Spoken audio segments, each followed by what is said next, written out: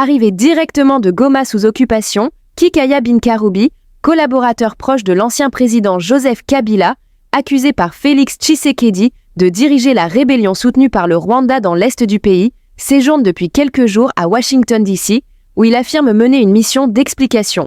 C'est dans la capitale américaine qu'Actualité CD l'a rencontré, alors que les délégués de Kinshasa et de Kigali affluent vers Washington pour négocier le plan de paix initié par les États-Unis, qui ambitionne de parvenir à un accord entre les deux parties en conflit d'ici juillet prochain. Un acteur majeur de la crise, resté en retrait de la diplomatie américaine jusqu'à présent, cherche à se faire entendre et à faire valoir ses arguments auprès des autorités de Washington.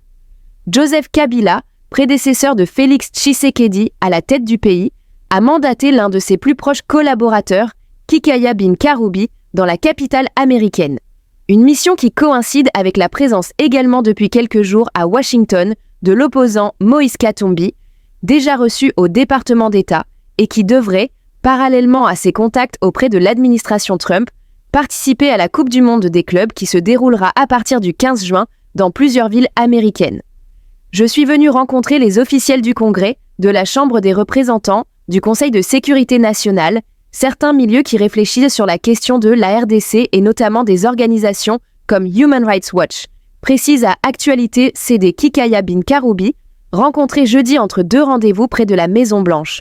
Le but, martèle Kikaya Binkaroubi, collaborateur depuis 25 ans et l'un des principaux conseillers de l'ancien président congolais de 2001 à 2019, est celui d'expliquer le bien-fondé du retour actif en politique de Joseph Kabila, défendre la famille politique de Kabila, ses idées et faire comprendre la situation réelle du pays qui vit une catastrophe avec le régime actuel. Le message principal, c'est celui qui est contenu dans son discours et présenté aux décideurs américains. Le plan de paix proposé par Joseph Kabila qui vise à mettre fin à la tyrannie. Le 26 mai, Joseph Kabila a fait son retour en RDC par la ville de Goma, mettant fin à un exil débuté en décembre 2023, après avoir, dans sa première adresse à la nation depuis 2019, lancé une violente critique contre la gouvernance de son successeur Félix Tshisekedi. Il avait alors annoncé son intention de revenir dans la capitale provinciale du Nord Kivu, tombée sous le contrôle des rebelles et de leur soutien rwandais en janvier, pour jouer un rôle actif et, selon ses termes, mettre un terme à la dictature et à la tyrannie de Félix Tshisekedi. Les objectifs du président Kabila ne sont pas en contradiction avec ceux de la rébellion. Ils visent tous à mettre fin à la tyrannie de Tshisekedi, dit Kikaya Binkaroubi. Si les diplomates et observateurs internationaux s'interrogent vivement sur les véritables intentions de Joseph Kabila, dont le choix de retourner à Goma soulève de nombreuses questions sur une possible alliance avec les rebelles ou une stratégie politique audacieuse, Félix Tshisekedi, son successeur, craint que ce retour ne soit qu'un prélude à une tentative de renversement par la force visant à restaurer Kabila au pouvoir. Depuis la levée de ses immunités le 22 mai, Joseph Kabila est visé par de graves accusations formulées par l'auditeur général près la haute cour militaire, qui l'inculpe notamment de trahison, crime de guerre, crime contre l'humanité et participation à un mouvement insurrectionnel, en raison de son prétendu soutien à la rébellion M23 appuyée par le Rwanda. Nous savons que la prochaine étape, c'est qu'au-delà de ces biens qui sont confisqués, ils veulent émettre un mandat d'arrêt international contre Kabila, ajoute Kikaya. Alors que le gouvernement congolais accuse Kabila de se faire sécuriser à Goma par une rébellion défaite en 2013 et par des militaires rwandais, l'entourage de Kabila soutient que ce dernier, dépouillé de sa garde par Félix Tshisekedi avant son exil, a formé sa propre garde composée de plusieurs éléments qui sont avec lui, partout et même à Goma. Alors, Kikaya Binkaroubi, bonjour. Bonjour. Je vous trouve ici à Washington DC. Qu'est-ce que vous venez faire dans la capitale américaine? Je suis ici pour pouvoir parler avec les décideurs américains dans les différentes institutions, que ce soit au Congrès ou au département d'État ou même au Conseil national de sécurité et pourquoi pas les différentes structures qui s'intéressent au Congo et leur parler de la situation actuelle au Congo, qui est une situation catastrophique. Vous venez directement de Goma, ville sous occupation AFC M23, donc de la rébellion. Oui. où vous accompagnez l'ancien président de la République, Joseph Kabila. Quelle est la situation d'abord sur place? Ben, la situation est calme, mais difficile. Difficile surtout parce que le gouvernement central de M. Tshisekedi a décidé de sacrifier et de punir et d'asphyxier les plus de 10 millions d'habitants des deux provinces, le nord et le sud Kivu, en les coupant du système financier national et pourquoi pas mondial. Alors l'argent circule difficilement, ce qui fait que la vie est difficile. Mais n'empêche, les gens sont là, ils vivent clopin avec ce qu'ils peuvent faire. Mais c'est quoi le message principal que vous voulez transmettre aux Américains pour le compte du président Kabila? Oui, le message principal, c'est celui qui est contenu dans son discours qu'il a fait il y a de cela un mois. Le président Kabila, c'est un homme de paix.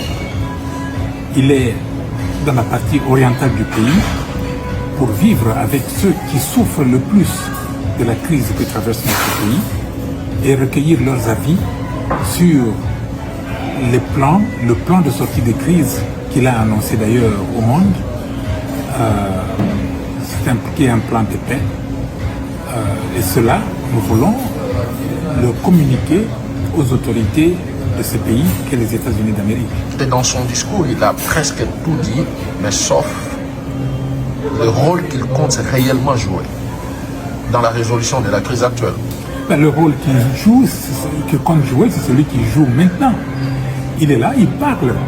Il n'y a personne qui a consulté les mamans, les hommes d'affaires, les jeunes, les scientifiques, les communautés du Nord et du Sud Kivu pour savoir ce qu'ils pensent. Nous voyons des initiatives de dialogue un peu partout, que ce soit Luanda, Nairobi, Lomé, Doha, Washington. Tout le monde est là, sauf les concernés, les premiers concernés. Et les premiers concernés, dans ce cas, ce sont les populations meurtries des deux Kivu. Raison pour laquelle le président Kabila est allé parler avec eux pour recueillir leurs avis et les porter à la face du monde. Et pour Kinshasa, Kabila joue bien le rôle de chef de file de la rébellion actuellement. Mauvaise lecture, bien sûr. Le président Kabila est un ancien chef d'État. Je le vois mal. Et d'ailleurs, je sais que le président Kabila ne peut pas jouer un rôle comme chef de file d'une rébellion quelconque. Mais il est là, il parle avec tout le monde, il parle avec même ceux qui gèrent la cité aujourd'hui, que sont l'AFC de Corneille Nangaa et le M23. Il a des échanges avec eux dans le but de voir si on peut trouver des passerelles qui vont ramener à une solution pacifique. Mais comment expliquer le fait qu'il se fasse aujourd'hui sécurisé par ces dirigeants de la rébellion qu'il a, lui, Kabila, défait donc, entre 2012 et 2013, et en quittant le pouvoir en 2019, il a même laissé certains responsables de cette rébellion en prison. Vous savez, cela fait quelques années que le président Tshisekedi a décidé de retirer au président Kabila sa garde.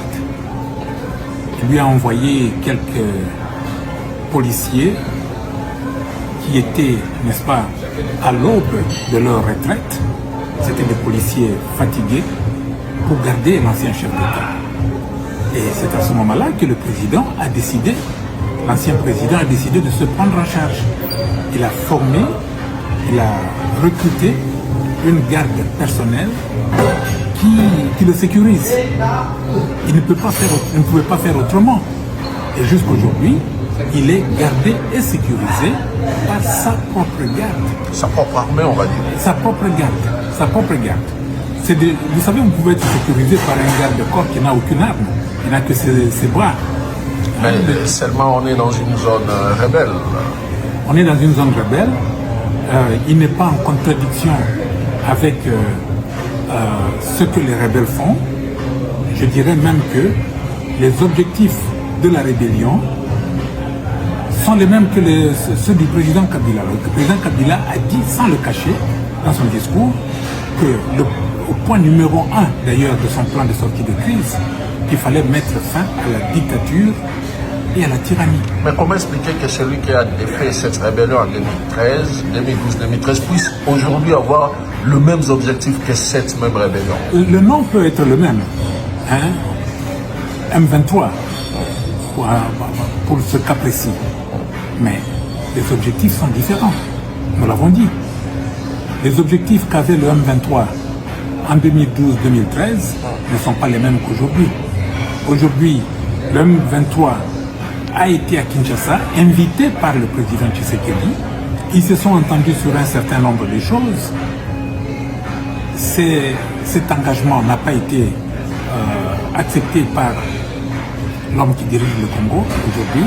Et ils ont pris les armes pour se défaire de la dictature et de la tyrannie. Et voilà, je pense que si vous faisiez un sondage aujourd'hui, je crois que 99% des Congolais vous diront qu'il faut se défaire de la dictature.